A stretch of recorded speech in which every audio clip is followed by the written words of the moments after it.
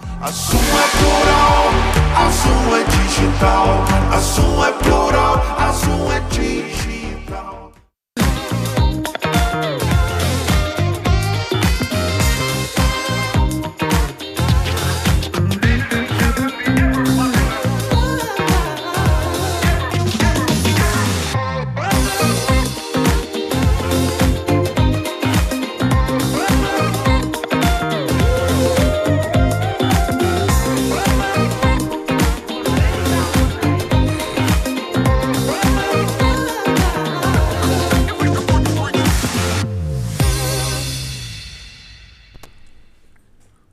Olá, sejam todos muito bem-vindos, é um prazer estar com vocês novamente. Eu sou Roosevelt Conci e estamos aqui na Zoom para, mais uma vez, nessa semana, trazer um tema de total relevância para todos nós, todos vocês, que tem a ver com a vida em sociedade. E é isso que a gente tem buscado apresentar para vocês. São temas que possam, de alguma forma, contribuir de forma significativa no processo aí de transformação das pessoas, na medida que você, ao ver esse programa, você se apropria do que você vai ver, você vai ouvir aqui e você passa a adotar na sua vida aí mais profundidade, mais leveza e mais esclarecimento.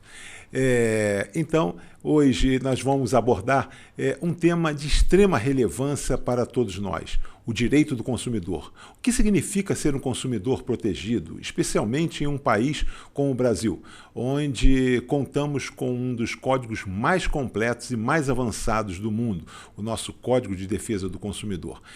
O código foi instituído há mais de 30 anos.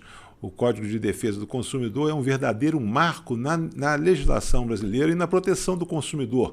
Composto por 119 artigos, ele assegura direitos essenciais como acesso à informação, informação clara sobre produtos e serviços, proteção contra práticas abusivas e a garantia de reparação por danos.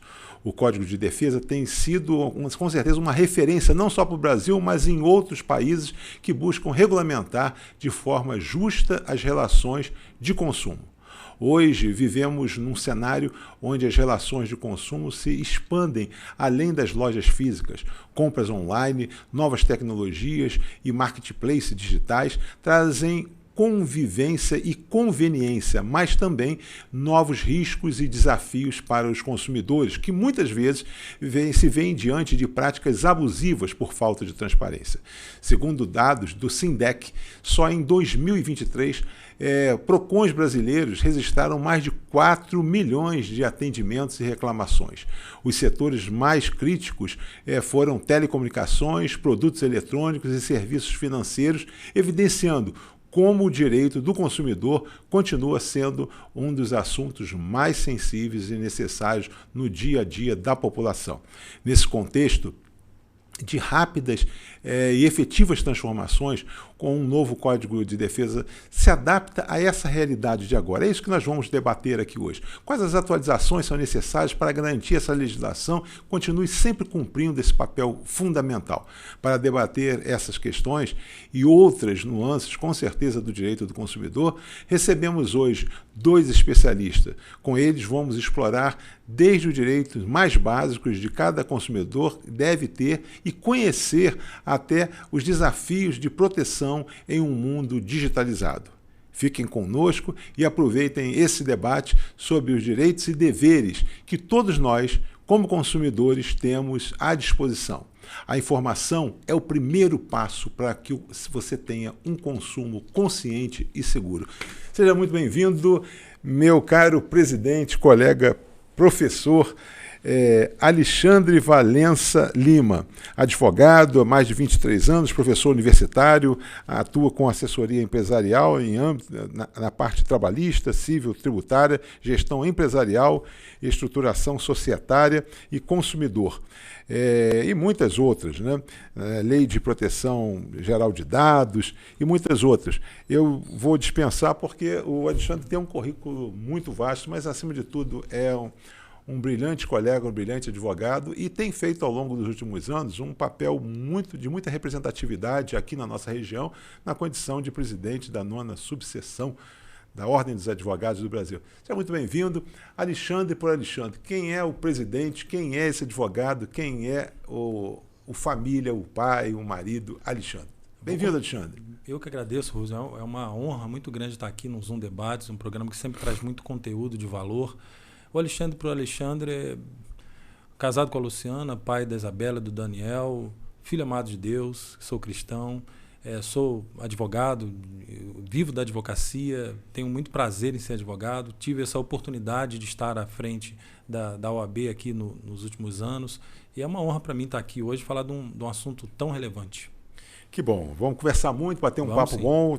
Alexandre é um profissional de muito conteúdo e muito qualificado. E você vai conhecer você que não é advogado, mas fica aqui, você que não pensa que o tema hoje é só para advogado, não, o tema hoje é direito do consumidor, hein? Tem a ver com você.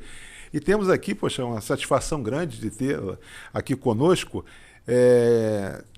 Já há algum tempo já falávamos com o professor Adilson da possibilidade de ter aqui a nossa coordenadora do curso de Direito da Universidade de Estácio de Sá, professora Nívia Maria Dutra Pacheco, advogada, 24 anos, professora universitária nas disciplinas de Direito Processual, Civil, Direito Constitucional, Métodos Alternativos de Solução de Conflitos, Direito Previdenciário, e a coordenadora, como eu disse, lá do curso de Direito da Estácio. Muito bem-vindo, professora. Prazer recebê-la aqui.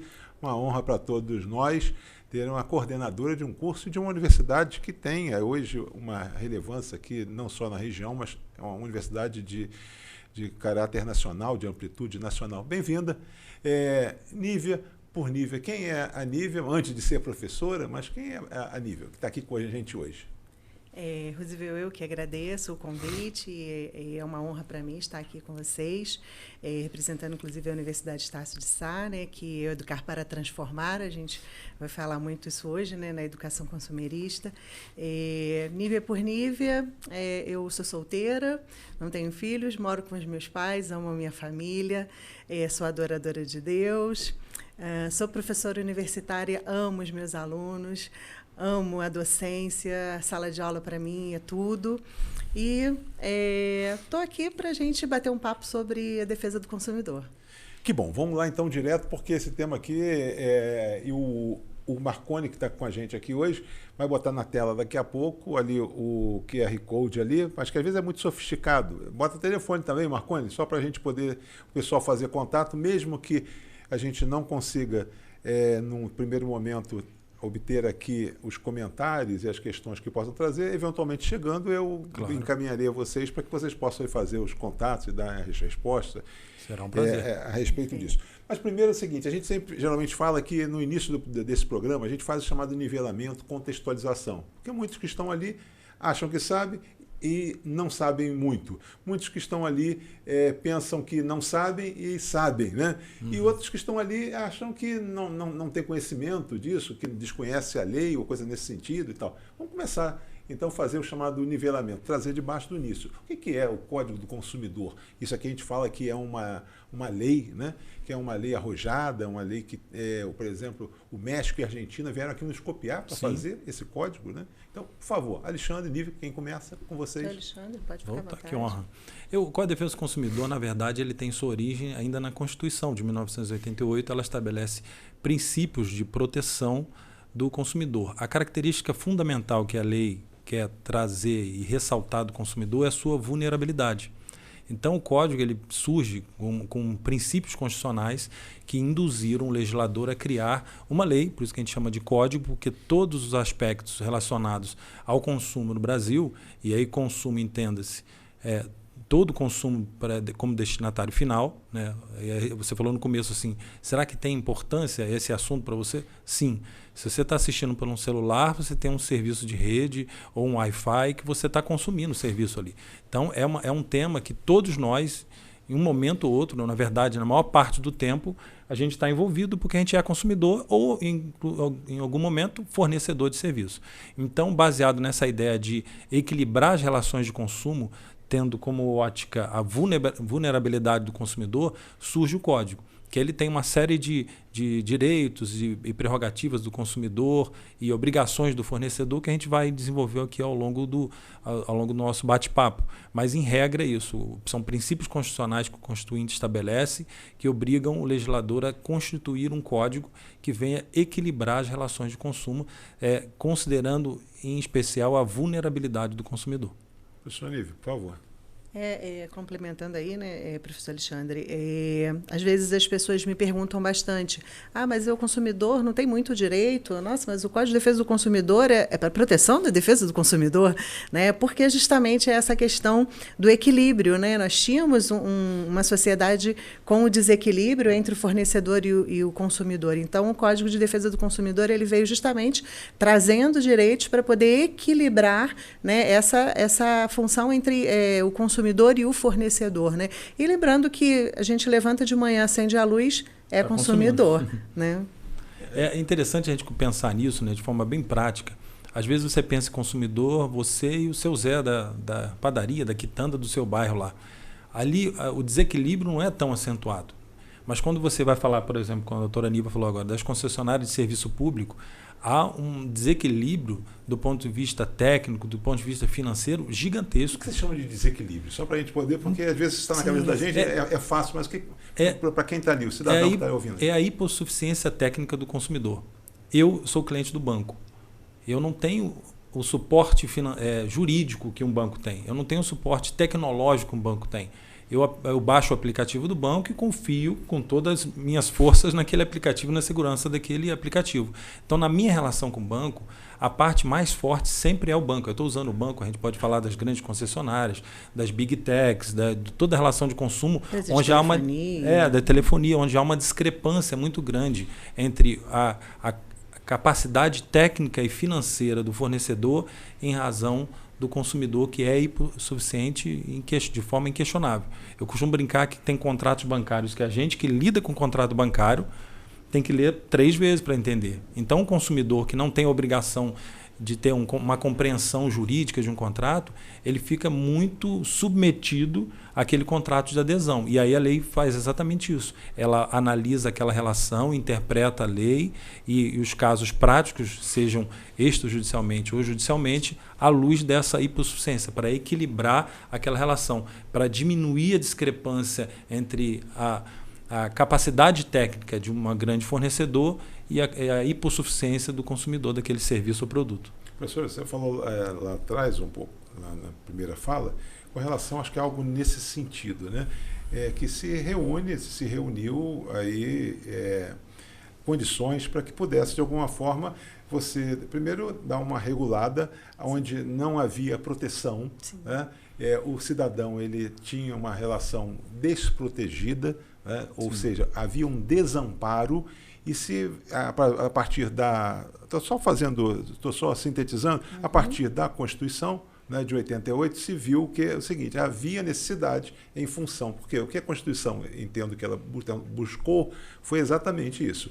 Ela poder fazer um retrato da sociedade e se verificar onde havia as deficiências, onde estavam desreguladas as relações. Né? Então, a partir daí... Então, quando a gente hoje assina, aí já trazendo a fala do professor Alexandre, quando a gente assina um contrato, que a gente fala aquelas letrinhas tão pequenininhas, assinei aquilo sem ver, tá, mas mesmo assinando sem ver, em tese, ele está protegido.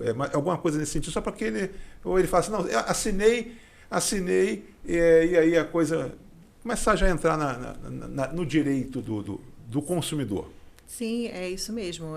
A gente, antigamente, né, a gente tinha o contrato fazendo lei entre as partes, né? Você assinava o contrato, então o que estava ali naquela cláusula tinha que ser obrigatoriamente cumprido, mesmo que fosse uma cláusula leonina para uma das partes. O que é uma cláusula leonina, né? Uma cláusula em que uma pessoa está em desvantagem excessiva em relação à outra, né? Com o Código de Defesa do Consumidor, ele trouxe que lá no artigo 51 e seguintes, né, ele diz lá que as cláusulas são nulas de pleno direito se colocar o consumidor em desvantagem exagerada para com o fornecedor, né? Então, se o fornecedor, a gente vai, por exemplo, aí vamos citar, né, uma instituição bancária, a gente vai no banco e o banco te dá um contrato de adesão. Naquele contrato de adesão tem inúmeras cláusulas ali que podem ser abusivas. E aí o consumidor, ele mesmo tendo assinado o contrato, ele está protegido em relação àquelas cláusulas abusivas. Ele pode ir ao Poder Judiciário e o Poder Judiciário o quê? Declarar aquela cláusula nula de pleno direito, porque aquela cláusula ela é excessivamente onerosa para o consumidor. Coloca ele numa desvantagem muito exagerada em relação ao fornecedor, porque justamente o fornecedor é que tem a moeda de troca, né? Se eu vou ao banco pegar um empréstimo, aí ele quer me fazer o quê? Ele quer me fazer uma venda casada. Não, eu te dou esse empréstimo, mas você também faz esse seguro aqui, né? O Código de Defesa do Consumidor proíbe isso, diz que não pode haver venda casada. Então, justamente para quê? Para você ter uma proteção maior em relação ao consumidor. Professor, explica para a gente, né? Para quem nos vê e ouve, o que é um contrato de adesão? Né? Porque só falando em contrato de adesão, a pessoa fala assim, eu chego lá, eu assinei aquele contrato que me deram aquele contrato. Explica só um pouquinho para que isso aqui é para a pessoa se apropriar desse termo. Porque tem alguns termos jurídicos, né, que a gente vai falando no dia a dia, né, mas a gente está falando para as pessoas aí que estão nos ouvindo que a gente precisa realmente explicar. O contrato de adesão é aquele que já está pronto.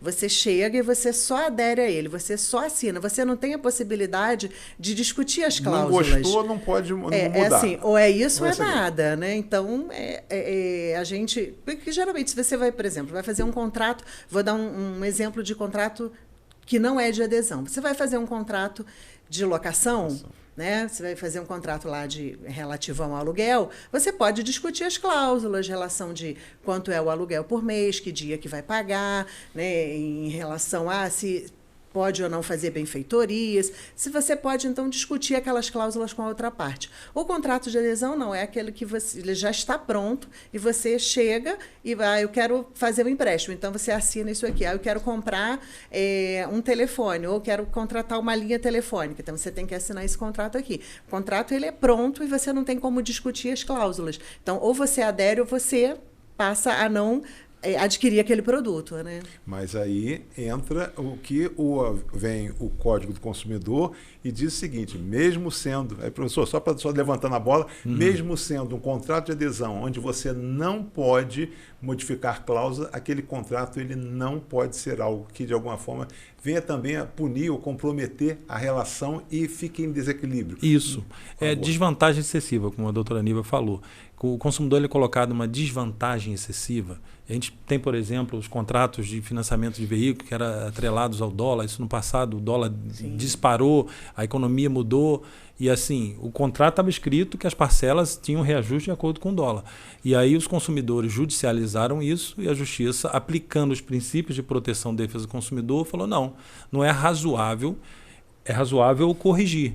Mas a gente tem um cenário hoje que não era o cenário quando a pessoa desejou comprar o veículo. O dólar triplicou, quadruplicou, isso na década nos anos 2000, mais ou menos, que aconteceu. Isso. Então, assim, lá o pensamento foi unânime da Justiça. Não, está no contrato que está escrito que é a vinculação pelo dólar, mas pelos princípios de proteção e defesa do consumidor, a Justiça falou, não, vamos aplicar nossos índices locais, os índices de mercado do Brasil, para a gente corrigir essa parcela. Por quê? Senão o banco estaria tendo uma vantagem excessiva naquele reajuste daquelas parcelas. Então, é isso. A doutora Aníbal falou logo no começo, as cláusulas podem ser declaradas nulas, como se não existissem, se elas não preencherem esse requisito de equilíbrio das relações, né? Professora, eu vou trazer aqui, acho que a gente já começamos a avançar a respeito dessa questão aqui, mas eu vou trazer o artigo 6º e aí vocês comentem a respeito, que a gente já avança e vamos para outro. Artigo 6º do Código de Defesa diz o seguinte, direitos básicos do consumidor. Então, direitos básicos, tem o que é o básico, né? E os professores vão falar a respeito.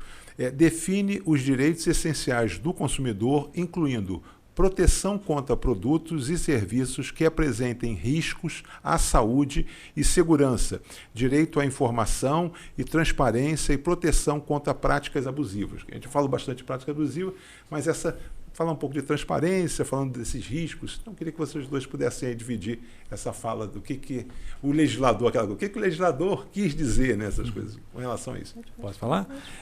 O artigo 6º, ele é eu diria que para o consumidor ele é o coração do código, vamos dizer assim, que é ali que estão 90% dos princípios que a gente vai buscar para proteger o consumidor.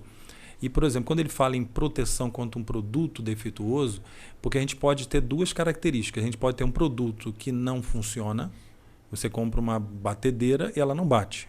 Esse é um aspecto. Então, você tem o direito de trocar. Agora, a gente pode ter um produto que, além de não funcionar, por exemplo, um secador que queima o couro cabeludo da consumidora. Então, a gente já tem aí um fato do produto, Risco à saúde. Risco à saúde, risco da utilização.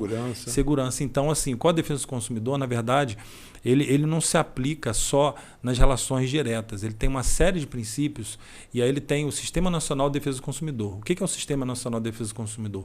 É o Estado, e aí o Estado, União, Estados e municípios, que se organizam em entidades para criar sistemas de proteção.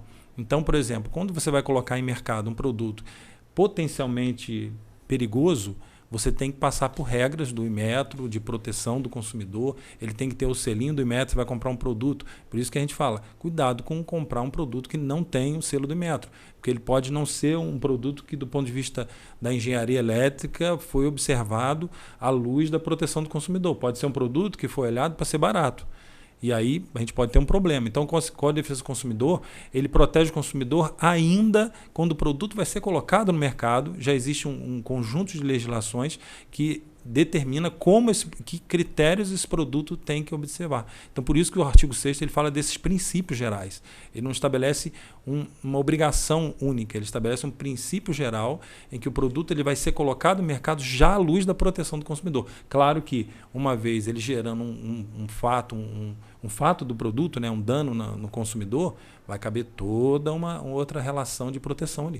Eu só queria que o senhor comentasse também o artigo, mas que também que desse um pouco de ênfase à questão da transparência. Porque a gente vive numa sociedade onde a gente fala muito em transparência. Né? O que é a transparência numa relação, por exemplo, né, entre consumidor? Né, e o que o senhor poderia... Por favor, fica à vontade, mas eu queria só dar, porque esse é esclarecimento. A gente, por favor. O artigo 6º, né, como o professor Alexandre disse, ele traz os princípios básicos para o consumidor, né, e um deles é a questão da transparência. E a transparência é justamente o fornecedor ele deixar claro para o consumidor o que ele está adquirindo. Né? Se o consumidor ele vai a uma loja e ele vai adquirir um determinado produto, o fornecedor ele precisa esclarecer para ele, muitas vezes até o risco que aquele produto pode causar. Então, se ele vai, por exemplo, numa loja onde tem produtos que são prejudiciais à saúde, né? Tem que ser esclarecido tanto no rótulo do produto quanto o fornecedor né? Ele precisa esclarecer que aquele produto ele não pode ser utilizado de determinada forma, sob pena de causar prejuízo à saúde da pessoa. Então, tem essa parte da transparência e também nos contratos, que os contratos eles precisam ser, principalmente naquelas cláusulas que suprimem direitos do consumidor, que retiram, né, direitos que são do consumidor, ele precisa ser em destaque para que o consumidor tenha acesso. Então, assim, se você vai fazer um contrato de telefonia, você precisa saber quais são os benefícios que você tem naquele pacote de serviço que você está contratando. Então, você precisa saber exatamente quais são os serviços que estão ali disponíveis para você. Porque, às vezes, né, mascara-se um pouco dizendo que você tem X serviço e, na verdade, quando você vai ver, é Y. Vou dar um exemplo, às vezes, de internet, né? A gente contrata, não sei, X mega. E aí você vai ver que, na verdade, quando ele sai no seu roteador, não é aquilo. Né? E, na verdade, ele sai numa referência muito menor. Né? Eu sei porque um dia eu estava lá colocando o roteador e o rapaz falou assim, eu falei assim, não, mas esse roteador, eu acho que ele é muito bom. Ele falou assim, mas qualquer roteador não vai sair o que você contratou, porque ele não chega no que você contratou. Então, assim, na verdade, você está pagando E aí eles te oferecem, né? X mega, você está pagando X mega. E, na verdade, às vezes você não está. Né? Então, precisa haver uma transparência. Se você verificar que não está sendo transparente e se sentir lesado por aquela não transparência, porque te venderam gato por lebre, por exemplo, né? O pessoal fala, você pode reclamar em relação a isso. É a ideia da informação clara e precisa. Então, o consumidor ele tem direito de que a informação que lhe é prestada sobre o produto ou serviço seja clara e precisa. Então, ele tem que falar, olha, nas letras pequenininhas no contrato de internet estão lá. Pode ser por razões climáticas, o total não seja entregue. Esse valor é um valor de pico. Se você procurar no seu contrato de telefonia, você vai encontrar isso. Ele está tentando trazer a informação. Eu estou usando aqui um parâmetro, né, comercial, mas em nem todo momento do contrato eu vou conseguir entregar isso, porque é da natureza do serviço. Depois nós podemos entrar, caso a gente possa relembrar, é o que eu posso estar dizendo aqui agora, na questão dos medicamentos. Por isso que nós temos bulas, às vezes, que são bulas longas, porque laboratórios são laboratórios, às vezes, internacionais e tal, e que tem hoje uma repercussão muito... há uma gravidade quando se, eventualmente, você não se coloca e possa haver uma incidência de alguma coisa. Mas eu queria trazer... Se a gente lembrar, a gente fala com relação à parte de medicamentos e tal. Mas falamos do artigo 6º. Vou trazer assim para a gente pontuando e vocês fazendo. Está indo legal aqui. E o artigo 18 fala da responsabilidade por defeito, porque a gente vai esgotando isso aqui, é o principal, responsabilidade por defeito do produto. Estabelece a responsabilidade do fornecedor por produtos com defeitos que causem danos ao consumidor, Alexandre falou já alguma coisa nesse sentido, determinando a substituição do produto ou a devolução do valor pago. Estou falando isso por quê? Por que eu fiz questão de colocar aqui, que me chamou a atenção? Porque a gente tem um certo constrangimento, né, na relação. A gente compra e, às vezes, se não for da sua personalidade, você não vai nem buscar atrás. A gente fala assim, vou buscar os meus direitos. Né? Antigamente, a gente não tinha código e a pessoa já falava isso, vou buscar o meu direito. Isso é o meu direito. Mas tem gente que, mesmo com o direito, a pessoa tem um constrangimento, ela tem uma dificuldade. E aí, então, só para falar isso, porque isso não é nenhum favor. Né? Só para dizer, queria que vocês falassem a respeito, então, da responsabilidade. O produto veio com defeito, mais uma vez, só para a gente dar a luz aqui, efetivamente, desse artigo. Quer falar, Nívia? Vamos lá, então. Né? O consumidor ele tem o direito a efetuar. O produto veio com defeito, ele tem o direito de efetuar a troca do produto, né? E só que o Código de Defesa do Consumidor, no artigo 18, ele diz que o consumidor ele precisa levar para assistência técnica ou, né, comunicar ao fornecedor para que o fornecedor possa retirar, muitas vezes, na casa da pessoa, quando é um produto grande, que não dá para enviar pelo correio, enviar para assistência técnica para verificar se tem possibilidade de conserto. Havendo possibilidade de conserto e esse conserto não interfira, né, na qualidade do produto em si, o fornecedor ele tem o direito de efetuar o conserto no prazo de 30 dias. Não efetuado o conserto no prazo de 30 dias, aí o consumidor pode exigir a troca do produto por um outro de igual qualidade em perfeitas condições, o abatimento do preço, se ele quiser ficar com o produto, pode pedir o abatimento do preço ou a devolução do valor que foi pago. Então, assim, mas a gente precisa ter o conhecimento de que existe a possibilidade do fornecedor de exigir primeiro que se leve a assistência técnica para fazer o conserto. Havendo conserto, é porque às vezes a gente fica chateado, né? Eu vejo muito consumidor assim, mas eu comprei esse celular tem um mês e o celular já deu defeito. Eu quero outro novo, né? Eu não quero levar para assistência técnica, mas o Código de Defesa do Consumidor diz que o fornecedor ele tem 30 dias para efetuar o conserto. Se for efetuado o conserto e esse conserto não afetar a estrutura do produto, porque às vezes o conserto vai desvalorizar de tal forma o produto que para o consumidor é um prejuízo muito grande. Então, o fornecedor ele tem esse direito de fazer o conserto. Uma coisa que é legal a gente acrescentar, porque muitas lojas adotam aquela proposta de 3 dias, em até 3 dias. Né? É um direito do consumidor, só que ele passa a ser um direito contratual. Então, quando você compra numa loja, a loja fala, olha, se der defeito até 3 dias, eu troco para você. Não é o Código de Defesa do Consumidor fala, mas esse fornecedor, por uma vontade própria, Sim. por uma pactuação, ele permite que você troque o produto em até 3 dias. Então, é um direito do consumidor que surge pela obrigação. O fornecedor se obriga, quer dizer, surge até, me lembra até de uma questão, Rosa, que eu presto muito serviço para a empresa e o empresário sempre olha com um olhar muito ruim para o Código de Defesa do Consumidor, porque ele tem a sensação de que ele sai sempre perdendo. E o que eu sempre falo, Rosa, para os meus clientes é o seguinte: venda é commodities. Um bom processo de venda é o diferencial de mercado. Então, o fornecedor que ele atenta para os direitos do consumidor e adota esse tipo de postura de ir além do que o Código de Defesa do Consumidor, na verdade, ele cria uma reputação de bom fornecedor e aumenta as vendas dele. Então, o Código de Defesa do Consumidor ele não surge só para punir o fornecedor, ele surge para equilibrar as relações. Ele não vai colocar o fornecedor nunca em desvantagem, ele equilibra as relações. Entendeu? Professora, só para trazer isso, porque isso eu acho que é cultural, e o Alexandre, acho que ele deu ali uma abertura para que a gente pudesse levantar, quando a gente fala da questão da troca.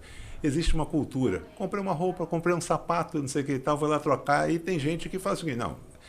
Então, algo com que o Alexandre trouxe e tal. Dá para poder tirar, não é dúvida essa questão, mas o que é e o que não é. Eu cheguei lá, não trocaram. Cheguei lá mais com 10 dias, não tal. Independente do defeito. Chegou, não gostou da cor, não gostou do sapato, estava um pouquinho pequeno, experimentou lá. Como é que é essa relação? A gente tem aí 2 questões, quando você compra na loja e quando você compra fora da loja, que é o e-commerce, né? São as compras online. Nas compras online, chegou, você não gostou, não é aquilo, você tem 7 dias para devolver. Né? Nas compras na loja, a troca pelo Código de Defesa do Consumidor é por conta do defeito. Não havendo defeito, é uma liberalidade, né, do lojista, do fornecedor do produto, efetuar a troca. É o que o professor Alexandre falou. Né? Eles acabam pactuando com o consumidor de que a gente dá 3 dias para você trocar aqui na loja, para não precisar consertar se tiver com defeito. Então, eles fazem essa até como uma forma de angariar clientes, como uma forma de ser cordial com o cliente. Né? A troca, eu acho isso. Eu não gosto de comprar em loja que diz que não vai trocar. Porque se eu chego em casa, uma coisa é você experimentar uma roupa rapidamente, outra coisa é você chegar em casa e ver, não, olha, realmente não ficou legal. Então, eu vou à loja para efetuar a troca. E aí, se a loja diz que não vai trocar, é uma loja que eu já procuro, muitas vezes, não mais comprar. Não porque eu não gosto necessariamente daquela loja, mas porque se eu precisar trocar, eu já sei que ali não vou conseguir, então eu acabo não comprando naquela loja. Sim. Porque eu acho que é uma gentileza que a loja faz na troca por outro motivo qualquer que não seja de defeito. Mas na relação, então, você acha que tem que se perguntar, tem que se questionar, ou seja, tem que se combinar?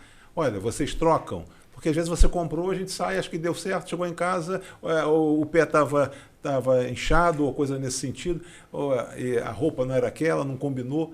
Aí tem que se perguntar. Eu acho que o vendedor, né? Eu acho que essa relação? A loja, né? O fornecedor do produto ou do serviço que seja, né? Ele tem sempre que levar a orientação para o cliente. Né? Então, eu acho que na hora que vai comprar, acho que deve ser orientado. Olha, mas a gente não faz troca. Muitas vezes produto de promoção já tem lá uma plaquinha, né, dizendo, ó, não trocamos produto de promoção. Então, seria uma orientação que o fornecedor deveria fornecer ao consumidor. Eu já vi até plaquinhas, né, em loja ou em vitrine, não fazemos troca. Né? Alguma coisa nesse sentido. Se for por defeito, tem que trocar. Aí aproveitando, sim, por defeito tem. Aproveitando aí, falando nisso, no artigo 26, prazos para reclamação. Já falamos aqui, mas tem uma outra situação que eu queria que você esclarecesse o que significa isso.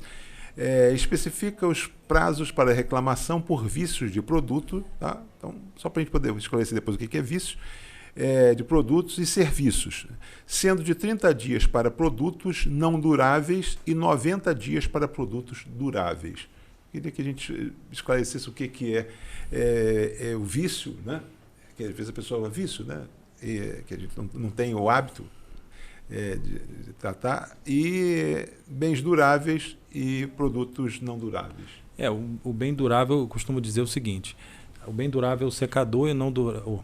O secador e o não durável é o shampoo. Porque é aquele que o consumo em si, você tira as características dele. É um bem que você consome e ele vai perdendo as características dele. Então, por isso que ele tem um prazo diferenciado. O consumidor ele vai ter um prazo diferenciado de acordo com cada tipo de produto. A gente está falando de bem de consumo, de higiene, alimentação. São bens em que você, à medida que você vai consumindo ele vai perdendo sua característica, não é isso? Sim, sim. Então, a gente consegue entender que o consumidor ele tem prazo diferenciado dada a natureza dele. Vício do produto é toda consequência do consumo. Toda vez que o consumo surge um fato que não era normal, como eu usei no exemplo lá do secador que queima o couro cabeludo. Não é normal que um secador queime o couro cabeludo. Então a gente tem um vício do produto que gerou um fato do produto, um dano ao consumidor, que é um fato daquele produto defeituoso. Essa que é a ideia do consumidor. E ele tem esses prazos para reclamar. Por quê? A legislação ela quer estabelecer equilíbrio. Então, ele estabelece prazos que não adianta eu comprar um produto hoje, constatar o defeito hoje, daqui a 2 anos querer achar que eu vou conseguir trocar. A lei não socorre quem dorme, né? A gente aprendeu isso lá nos bancos da universidade. Então, por isso que o código estabelece um prazo para que o consumidor manifeste, e aí volta a dizer aquela ideia. Não é colocar o fornecedor em situação de prejuízo. É equilibrar as relações. Então, por isso que o consumidor ele tem direitos, mas ele tem obrigações também a serem observadas para que o direito dele seja garantido. Professor Anísio, vou passar porque o professor Alexandre, acho que ele foi bastante didático com relação a essa matéria. Vamos aqui para o artigo 39, que vocês já falaram também isso, e eu fiz aqui um roteiro, mas acho que a gente pode esgotar essa questão do 39, que são das práticas abusivas.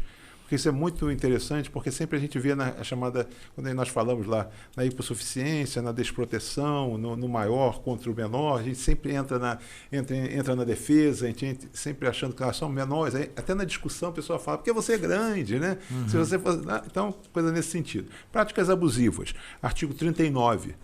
Tem gente que gosta até de falar, porque muita gente conhece o Código Penal, né? Então, sabe, 155, 171, 121, não sei o que e tal. Acho que você tem que fazer saber. Aqui, ó, chegou lá, olha, o 39 diz da prática abusiva, né? Do Código de Defesa. Proíbe práticas abusivas, como a venda casada. A professora falou alguma coisa nesse sentido, só para a gente poder ver, porque a venda casada não é só no banco, tem outros lugares que estão fazendo venda casadinha e tal. E a imposição de limites ao consumidor na escolha de produtos e serviços. Podia comentar, por favor, professor? Com relação à venda casada, né, a gente teve até já algumas ações civis públicas em relação a isso. Tem muito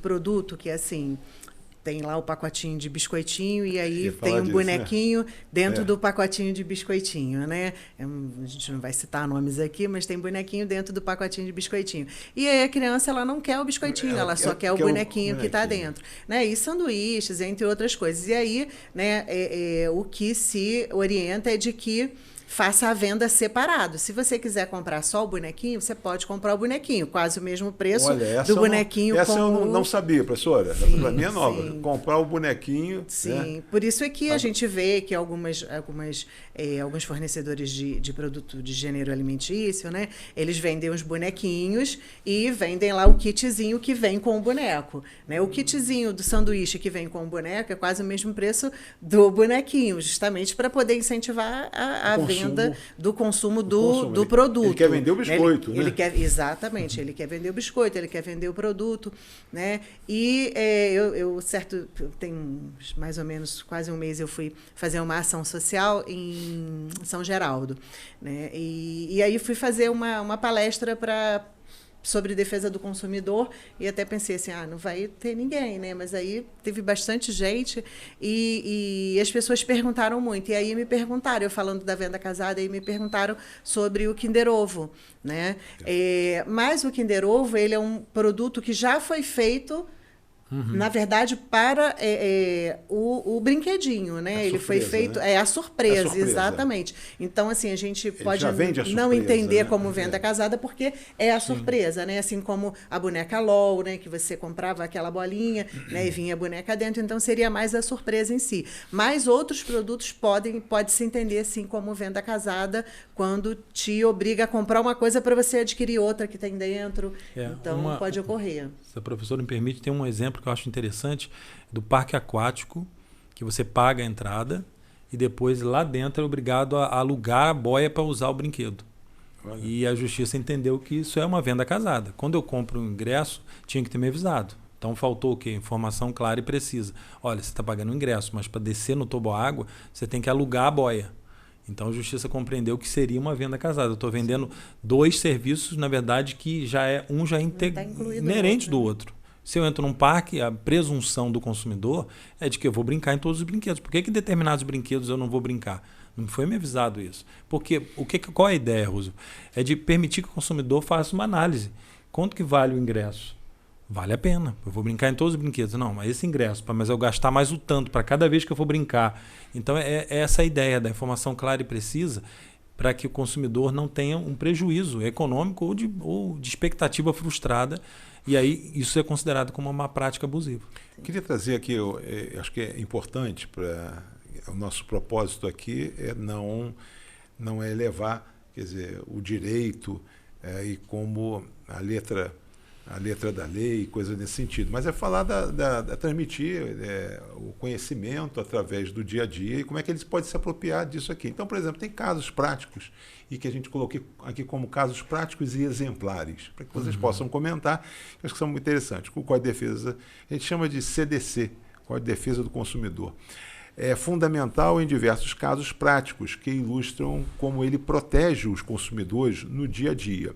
Alguns exemplos notáveis, né, que a gente aqui relacionou incluem o recall de veículos e produtos. No Brasil, milhares de recalls são realizados anualmente, seja na indústria automobilística ou em eletrodomésticos, com base nos artigos do Código de Defesa do Consumidor, que asseguram o direito à segurança do consumidor. Vou trazer um outro, que aí vocês comentam junto, por favor. Responsabilidade em produtos defeituosos. Um caso emblemático foi o recall de produtos contaminados com bactérias em 2015, onde o fabricante foi obrigado a retirar os produtos de circulação e oferecer indenizações. Um terceiro, reembolsos e devoluções em e-commerce, né? Que depois acho que queria até um parágrafo em especial para a coisa do e-commerce. Vou deixar até desse do e-commerce para depois. Esses dois primeiros que eu queria que vocês falassem, porque muita gente tem carro, muita gente tem produtos e coisas que já foram feitos do chamado recall, o chamamento. Queria que vocês pudessem o recall está ligado àquilo que eu falei no começo, que é o Sistema Nacional de Defesa do Consumidor. O código ele não se aplica só quando o problema surge. O código se aplica em toda a cadeia de produção, desde a sua concepção de produto até a sua colocação no mercado e acompanhamento do uso desse produto. E o recall geralmente é quando um fato surge, o airbag, por exemplo.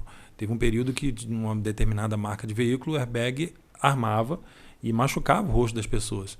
Então, os sistemas, as entidades que fazem parte do sistema de defesa do consumidor, e aí a gente vai falar em PROCON, a gente vai falar em vários outros organismos, que ele começou a identificar que não era um defeito pontual, era um defeito de fabricação que naquele momento constatou-se que ele representava um risco para toda uma coletividade que usava aquele produto. Então, o Sistema Nacional de Defesa do Consumidor, que ele, através de medidas e portarias e determinações, ele vai determinar que aquele fornecedor elimine aquele risco. O produto foi colocado, houve uma análise prévia, técnica, mas no uso identificou-se que acontecia isso. A gente teve uma determinada marca de veículo também, era uma coisa horrível, porque ele ia deitar o banco, a trava do banco decepava o dedo.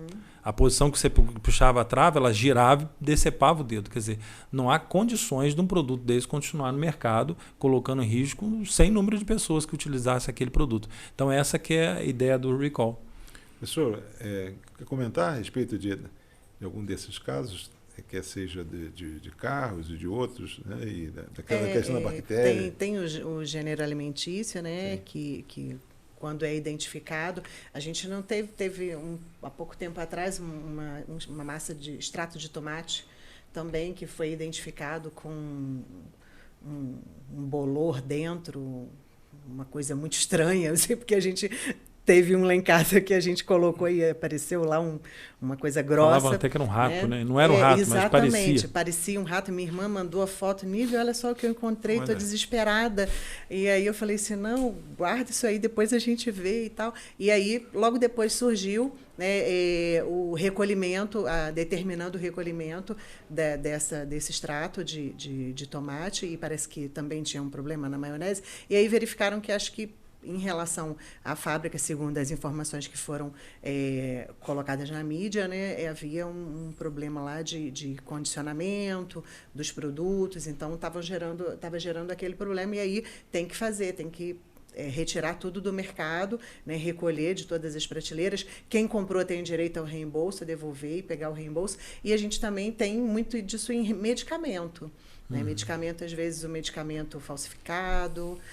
Surgiu agora, né? A gente teve há um tempo bem passado, que foi o contraceptivo. Sim. Né? Teve um contraceptivo que as pessoas compraram, mas um lote havia saído do fabricante com um problema, porque acho que era um teste de embalagem daquele lote, segundo as informações. Não foi feito de propósito, mas era só como se fosse, fosse de farinha, né? Pílula de farinha. Na verdade, não era farinha, era uma substânciazinha que não tinha medicamento.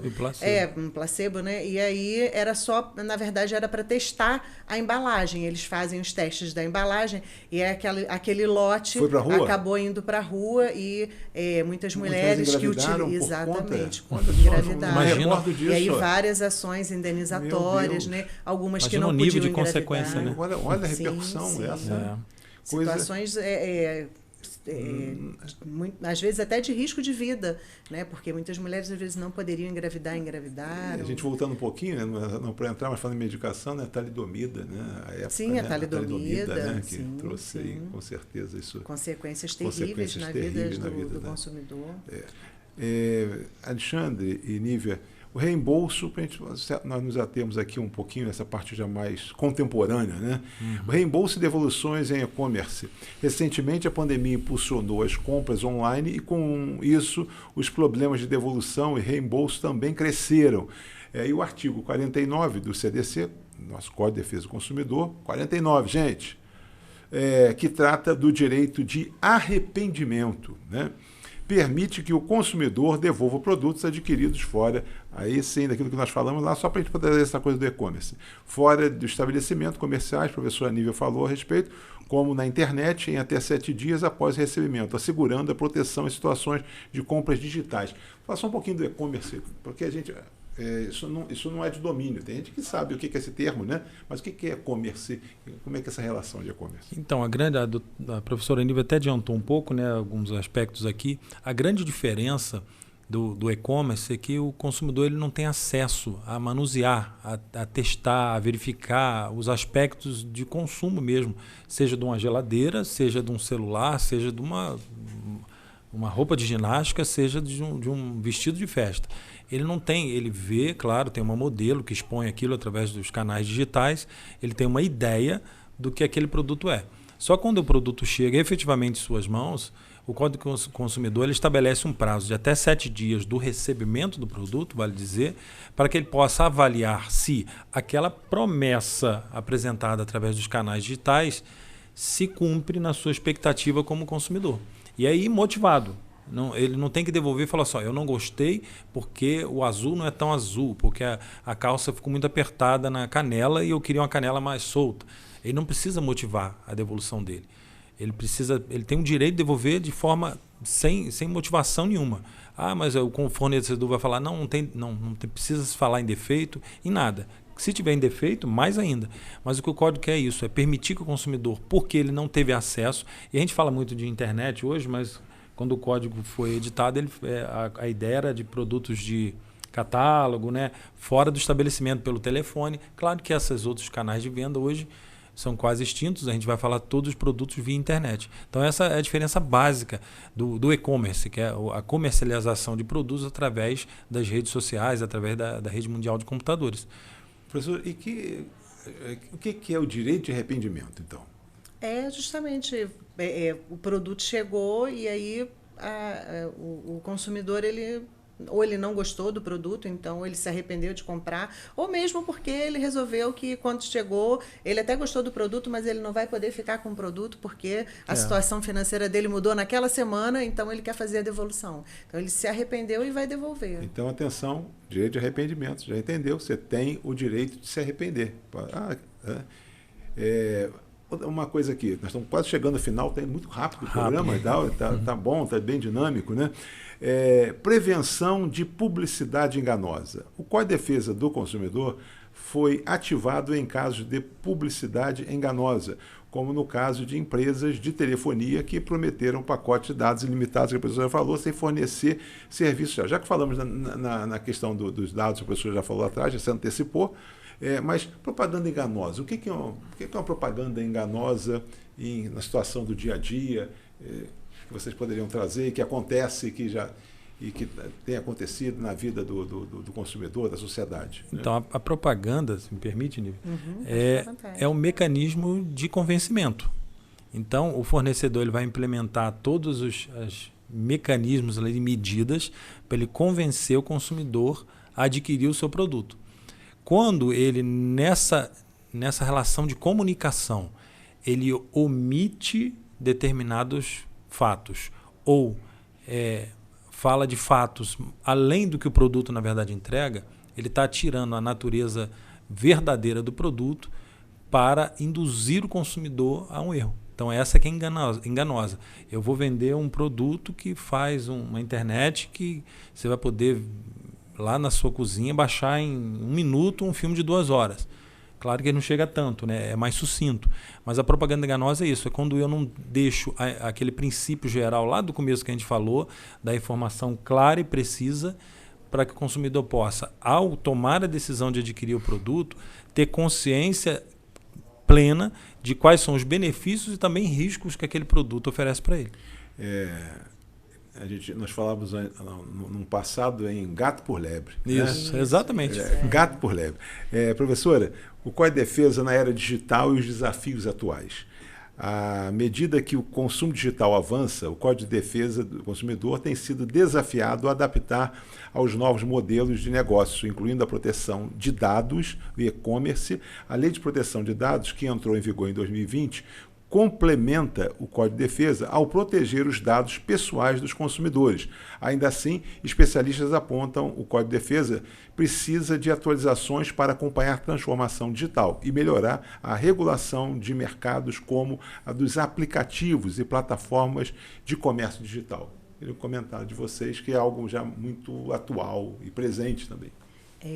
Roosevelt, eu vou só voltar aqui um minutinho nessa questão da propaganda enganosa, porque às vezes a gente tem aquelas fotografias lindas, né, de pratos de comida, ou de sanduíches, e aí lá embaixo tem assim, figura meramente ilustrativa, mas minúscula, né? E aí às vezes você compra achando que vai vir aquela coisa maravilhosa, e aí chega lá, né, você vê não é nada daquilo.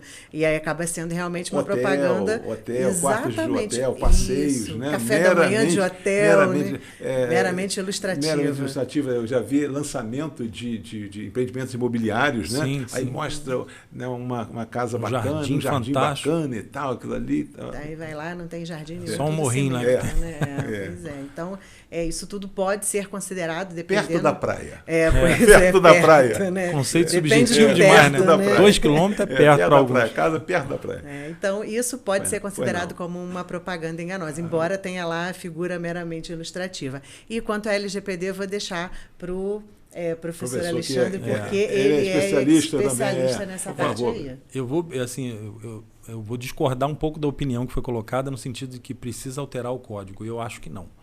Eu acho que o código ele já traz uma série de princípios. A legislação ela é eficiente quando ela trata de princípios. E aí os princípios se aplicam às relações de uma forma mais ampla.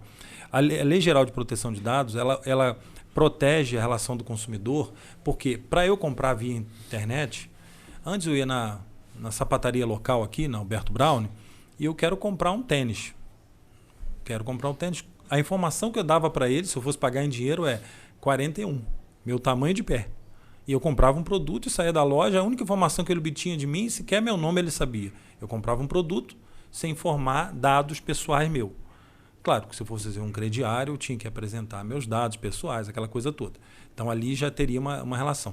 Só que, diferentemente disso, nas relações de consumo via rede mundial de computadores, é imprescindível que você ofereça seus dados pessoais, aí, dados sensíveis como nome, RG, CPF, endereço, filiação, para que você possa concretizar aquela venda. Então a LGPD ela vem proteger esses dados seus, que é um patrimônio seu, criando para o fornecedor, e aí já baseado na própria LGPD, nos princípios gerais de defesa do consumidor, a obrigação de que esses dados sejam guardados com proteção, para que eles não venham vazar e aí você ter as fraudes digitais através do uso de seus dados para cometer fraude de outras naturezas. Então, o código já tem princípios gerais e a LGPD também já traz um regramento em que o fornecedor ele pode dispor dos dados dele assim que ele quiser. Comprei com uma loja. Eu posso entrar em contato através do serviço de atendimento ao consumidor e falar, ó, eu quero que você exclua meus dados daí. Eu não quero receber a mala direta, não quero que os meus dados estejam no seu banco de dados. O consumidor tem esse direito. Hoje tem, inclusive, essa questão aí do 0300, 03, 0 não sei o que e tal, que é cada vez buscando-se cada vez mais situações para que você possa ser importunado o dia inteiro com relação a vendas e coisas nesse sentido. Olha só, nós temos 5 minutos para concluir o programa. Eu queria deixar à vontade com vocês, para que vocês pudessem falar o que faltou. Sei que não é que faltou muita coisa, nós falamos muito, né?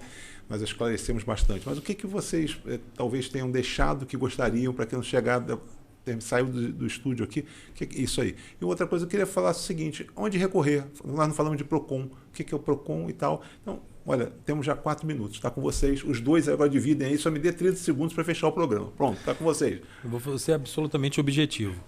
Eu falei, o Sistema Nacional de Defesa do Consumidor ele tem várias entidades de proteção. Tem as associações de consumidores, tem a Defensoria Pública, tem o Ministério Público. Então, eu sempre falo, o consumidor consciente é o consumidor protegido.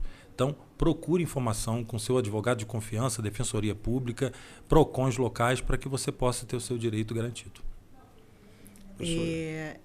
Eu gostaria de deixar para quem está nos ouvindo aí que seja cauteloso nas compras, né? Às vezes a gente se empolga muito nas compras, Black Friday está vindo aí, né? Primeiro analise os preços, verifique se realmente existe um abatimento de preço naquela data, seja cauteloso, cuide do seu dinheiro, cuide das suas finanças e, se for necessário, busque os órgãos de defesa do consumidor, como o PROCON, que fica ali na antiga rodoviária, né, ao lado ali da Prefeitura Municipal, Defensoria Pública, advogado de sua confiança, o Núcleo de Prática Jurídica, lá da Universidade Estácio de Sá também.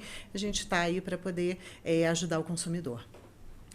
Olha, eu muito feliz em recebê-los aqui, agradecer à Universidade Estácio de Sá pela cessão e disponibilização de 2 membros do seu staff, do seu quadro, né? A nossa coordenadora do curso de Direito e um dos seus professores, mas aqui também eu me dirijo ao meu colega e meu presidente, nosso presidente, né? Sim.